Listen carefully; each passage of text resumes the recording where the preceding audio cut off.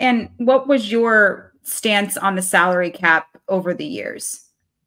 I mean, I'm just, my feeling is that I didn't think it was going to happen because first off, I didn't think you could get the big market teams like the Yankees and the Dodgers to ever agree to that sort of system.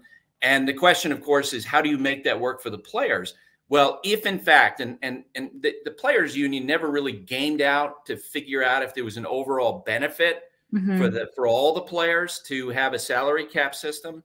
I don't know if it would, but I suspect that if you take a system to players, and I'm just making up numbers out of thin air, let's say the overall players pool grows by 15% with a cap system.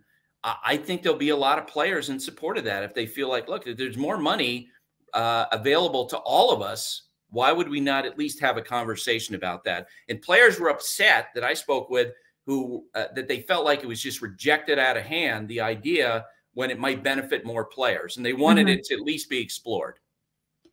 And comparatively to those middle-class players, to the guys who are getting these astronomical contracts, were the guys who were getting the astronomical contracts involved in some of these discussions?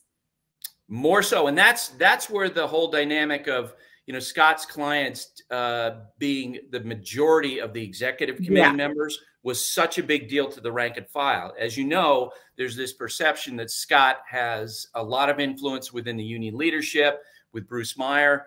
And it was because of the numbers on the executive committee that I think that a lot of players felt that way, that, wait a second, is Scott Boras, slash Bruce Meyer slash head of the union going to represent the interest of all the players? Or is he going to try to maintain a system where, the elite free agents can get as much money as possible?